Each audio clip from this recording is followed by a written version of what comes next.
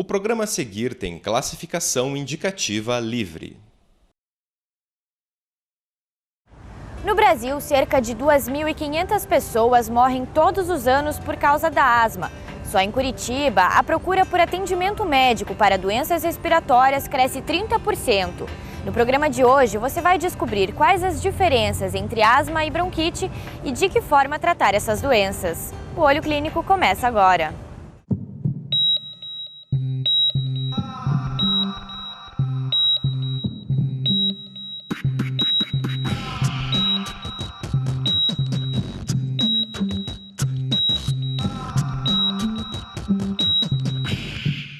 Falta de ar, chiado nos pulmões e cansaço são alguns sintomas frequentes na rotina de Fernanda. O cuidado com a asma é diário, mas quando chega o inverno e com ele uma crise mais forte, ela precisa buscar ajuda médica. Diminui um pouco, né, a qualidade de vida, porque você não pode fazer tudo que os outros fazem, né? Na verdade, se eu tiver que andar muito, andar rápido, correr, se eu estiver em algum lugar, quando a gente sai de noite, que tem gelo seco no lugar, eu sinto que ataca bastante, daí já entra em crise. Então tem que tentar prevenir isso daí, né? A asma é uma doença respiratória crônica. Ela é causada pela inflamação dos brônquios, estruturas que ficam dentro dos pulmões e fazem parte do sistema respiratório. Durante uma crise, eles inflamam e se contraem, dificultando a passagem do ar. A bronquite asmática é um termo que na literatura médica não se usa mais, é asma. A asma é uma doença inflamatória dos brônquios, que ela tem um espectro de gravidade muito variável, desde quadros leves, sem comprometimento nenhum do dia a dia da pessoa, até quadros graves que põem a vida em risco. Então, existe essa reação inflamatória nos brônquios e ela é presente mesmo quando os pacientes estão assintomáticos. E nós temos alguns exames para monitorar o grau de obstrução, que existe um comprometimento da patência, né, da luz do brônquio, e nós conseguimos com esses exames quantificar o grau de comprometimento e fazer um tratamento mais apropriado para cada gravidade, né? É lógico que a história clínica é fundamental. Com a chegada do inverno, o ar seco e o tempo frio podem aumentar o processo alérgico e causar crises mais fortes de asma. Você certamente já ouviu falar em bronquite alérgica, mas você sabia que ela nada mais é que a asma? Mesmo que o sintoma seja uma tosse leve, por isso é bom ficar atento aos pequenos sinais. Os sintomas da doença podem variar de acordo com o paciente. Nós devemos pensar em asma em cada indivíduo que tem crises recorrentes de tosse, chiado no peito, falta de ar, não necessariamente todos juntos. Tem muitos pacientes, especialmente na faixa etária pediátrica, que só apresentam tosses. São tosses que geralmente são exacerbadas às mudanças de temperatura, a atividades físicas, ao contato com alérgenos ou a infecções virais. E esses quadros, se eles estão acontecendo com uma frequência muito seguida, assim, eles necessitam um tratamento de prevenção. E hoje nós temos medicações bastante seguras, de entrega nas vias respiratórias mesmo, que daí então a dose é uma dose bem pequena, o índice de absorção para a corrente sanguínea é mínima e você consegue um bom controle da doença, uma boa qualidade de vida. Cerca de 80% das mortes causadas por asma poderiam ser evitadas. Os óbitos acontecem pela falta de cuidado e tratamento corretos. A gente sempre fala assim para os pacientes e para os seus familiares, é inacreditável que alguém sofra de asma hoje, porque você tem tratamento muito bom, o governo dá a medicação, né? O governo dá a medicação porque ele tem um custo muito alto no internamento, dando a medicação e acaba economizando violentamente, remédios que são até de ponta, o governo dá, é só você entrar, tem um programa de asma grave do governo mesmo, governo federal, estadual, então ele acaba dando a medicação e você acaba então tendo esse controle de forma adequada. Que são as bombinhas, né? Eles têm várias formas, existem formas que é para dilatar o brônquio, e existem formas que é para fazer um tratamento do brônquio, para o brônquio desinflamar, que é preventivo. Se você usar esse remédio, que é o preventivo, que é o tratamento, você não vai sentir sensação nenhuma agora, porque ele não vai dilatar o brônquio, não vai te aliviar.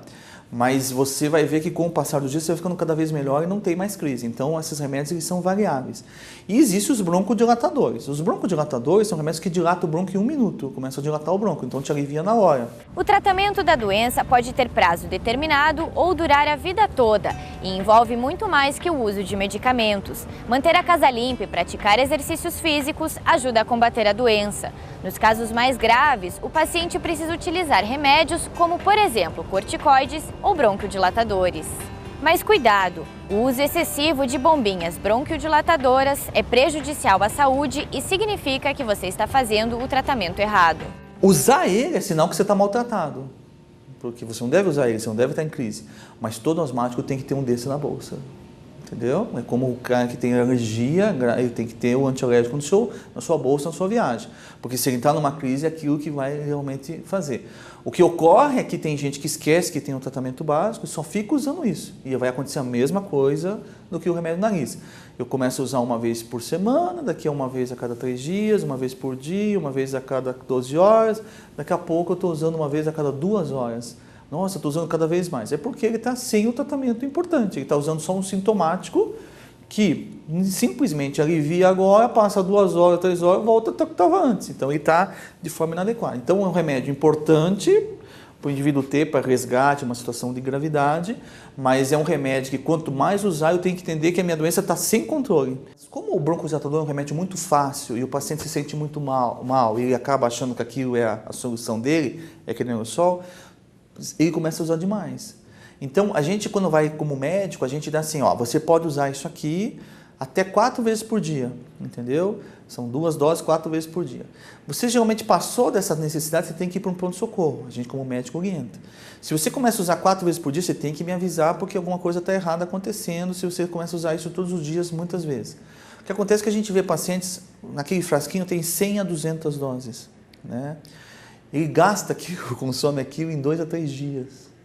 Então, vamos considerar que cada dose é um comprimido. Então, ele toma 100 a 200 comprimidos entre 2 a 3 dias. Tem algum remédio por via oral com comprimido que você toma 100 comprimidos num dia? Não. Então, ele acaba usando excessivamente, ele acaba se intoxicando mesmo. E essa intoxicação, o broncodilatador é o mesmo, ele age no mesmo receptor que tem no coração. O coração pode começar a fazer uma taquicardia, e você pode gerar uma arritmia cardíaca no uso excessivo mesmo do remédio. Mas no uso equilibrado, controlado, orientado, não tem risco nenhum, não tem problema nenhum mesmo. Os anti-inflamatórios, eles desinflamam os brônquios. Esse não tem risco nenhum. O único risco é local. Como ele passa pela boca para chegar no pulmão, a boca é muito suja, tem muita bactéria, tem muita resistência para evitar que essas bactérias proliferem. Então, ao usar, de vez em quando, se diminui a resistência, começa a proliferar cândida, sapinho, afta. Isso a gente controla facilmente, a gente associa esses anti-inflamatórios com lavar a boca depois. Então, a gente associa com escovar os dentes. Eles fazem o remédio, depois eles escovam os dentes, a gente não tem esse efeito colateral. Então, o que acontece com os aerossóis, que é um conceito que tem na população, é que pode fazer mal para o coração e coisa parecida, é por causa do uso excessivo. É a mesma coisa dos descongestionantes que eu falei para você, que fica usando demais, daí eu vou ter um efeito ruim mesmo. A asma não tem cura e pode matar. Mas se ela for diagnosticada e bem tratada, a qualidade de vida de quem sofre da doença pode ser igual à de qualquer outra pessoa. Agora que a gente já falou tudo sobre a asma, vamos descobrir o que é a bronquite. Bronquite é a inflamação dos brônquios. Ela pode ser aguda ou crônica. A bronquite aguda é causada por vírus na maioria dos casos. Já a crônica pode ser causada pela inalação frequente de fumaça de cigarro ou pode ser ainda alérgica, que é mais conhecida como asma. É muito importante dizer que quando você fala que você tem bronquite, você não está falando muita coisa. Bronquite é um termo genérico que diz que o bronco está inflamado. É importante isso ir um pouco mais além e tentar entender qual é a causa desse processo. Alérgico, asma. Por alguma agressão, cigarro, fogão a lenha, bronquite crônica. Infeccioso, bronquite, então infecciosa aguda, viral, bacteriana e tudo mais. E as outras causas que podem advir, que daí são causas um pouco mais raras e específicas de determinada situação. Os sintomas da bronquite são bastante parecidos com os da asma. Falta de ar, tosse, catarro e até febre podem sinalizar a doença. Você pode ter bronquite aguda, bronquite crônica, E aí vai depender desses agentes, como fosse o nariz. Até tem alguns pesquisadores que acham que o nariz nada mais é do que um brônquio bem evidente. Então isso aqui tudo é uma coisa só. Esse aqui seria nada mais é do que a representação lá dos brônquios mais perto do ar ambiente.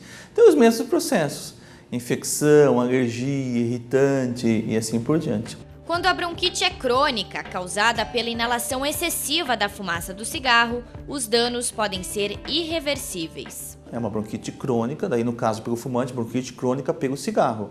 Ele pode ter uma bronquite crônica não só pelo cigarro, qualquer fator de agressão, mas ele não é alérgico. O indivíduo que faz bronquite crônica, não sendo alérgico, ou ele não tendo essa sensibilidade de abrir e fechar, ele vai fazer uma bronquite crônica que o bronco fecha e não abre mais. No nosso meio tem umas causas interessantes que são fogão a lenha. Eu uso muito esse tipo de fogão a lenha. A gente vê pacientes que nunca fumaram e fizeram isso porque durante a vida toda, principalmente mulheres do interior, ficaram com fogão a lenha. A gente tem carpinteiros, marceneiros que ficam aquele ambiente muito poluído, né, que também pode ocasionar bronquite crônica, né, não tabágica, né.